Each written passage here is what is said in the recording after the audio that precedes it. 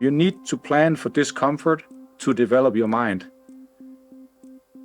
And it doesn't have anything to do with your ego, because your ego is just your personal and your private life. The professional life does not care about your ego.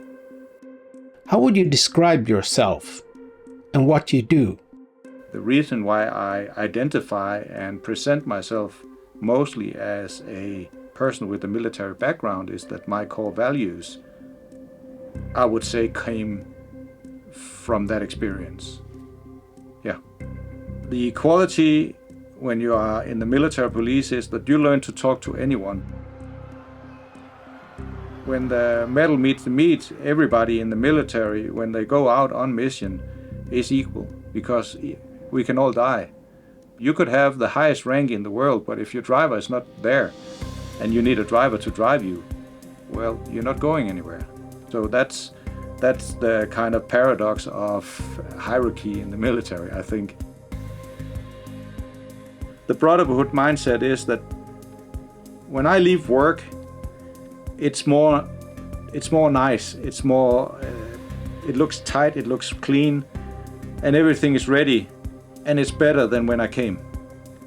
So you have the responsibility, and it's basically that's just the idea of the bonfire. So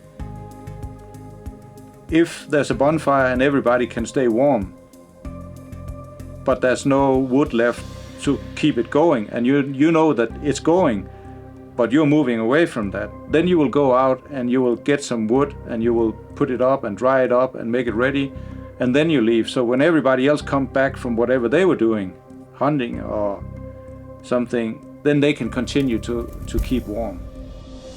How would you summarize your learnings and methods into simple tactical rules of thumb? Simplicity is what you can actually apply to reality. Because when you get really, really stressed, I don't believe in complex solutions. I believe in having very few, very effective steps that can be done in a team. Because there's a lot of dynamics going on when the team is moving. And if you work with a VIP, then you suddenly also have a person that is not really adding tactical value to you moving around. So simplicity must always be laid upon when you start to have a plan and say, okay, is it even realistic that we will do this when this goes wrong? Are we able to perform this? How many moving legs? How many single point failures do we have in the way we have trained?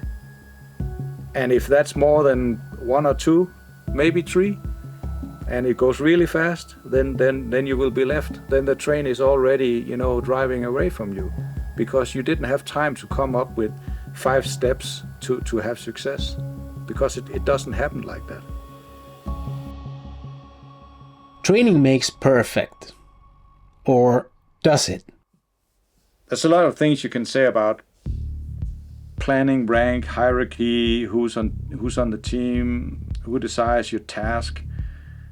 But I'm going to use the Mike Tyson phrase that you have a plan until you get punched in the face. That's basically what you will learn in training if you have very good trainers and they know when to push you and when not to push you. So, if you just get punched in the face all the time when you try to plan and try to execute, then you will be overwhelmed and you will not learn anything. So you need to get the punch at the right place in training. And then you have to go back to the drawing board. And the worst part is to not admit that punch in the face actually made you stumble for a few rounds. But if you put your ego in the way of admitting that you had a bloody nose, then you will have a big problem. I think that. So you need to plan for discomfort to develop your mind. And it doesn't have anything to do with your ego, because your ego is just your personal and your private life. The professional life does not care about your ego. It really doesn't. And it shouldn't. In the professional, you want to be better, get outside the comfort zone. I've been teaching so many guys, I think, in shooting, and they are all so much better than me. But I'm really, really good at teaching them so they get better. But then again, my game was not to compete in that. My game was to compete in teaching. So that was the development, compete in being the best to explain people how to do pretty simple stuff under high pressure. Working under high pressure puts certain demand on the people, but also on the equipment. Yeah. So being organized and being operational, I think obviously some units have a lot of kit. They have a lot of gear. I would rather have a crowbar that works than a fancy machine that will break because I don't follow a set of certain steps and procedures. We've seen development of different cartridges, we've seen development of different calibers, different barrels, different constructs in between polymer kind of plastic and metal coming together. We've seen a lot of things, but all of it should be merged together with discussion between the end user and the guys actually producing it. And I also like that I can come back to the producer and have a talk with the producer and said, well, I did this. Is this inside what you imagined we could do with this? Yes, it's inside. Okay, but then this happened. And then you can have that talk about it and look into it, because I don't expect any engineer out there engineering the gear that I need to be a geek in what I do. Of course, this is something that has been discussed, and all of a sudden it was just kind of slammed into our faces that the drones are here and technology is here, AI is here, and it went from something that was not on anybody's mind except if you were kind of a geek or I don't, for some reason, had that interest, and now it's something, if you don't think about it, well, then you're probably behind schedule. So I am very much pro working into that, but on the other side, all the old virtues of being able to move, communicate, shoot, plan, these things should not be forgotten just because we have entered a new age, because at some point it will become super relevant.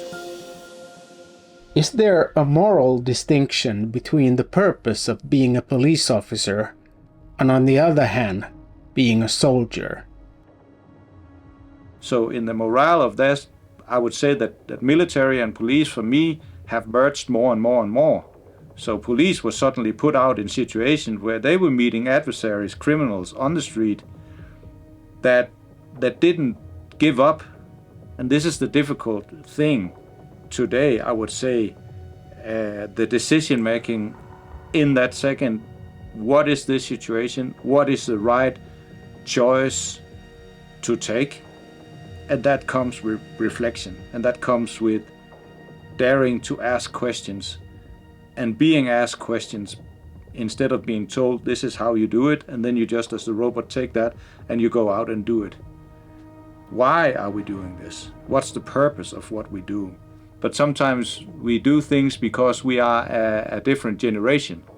And I think the gap between me and, let's say, my kids in how we see the world is very, very big. It's almost provoking in a way, because they don't see why they can't ask these questions.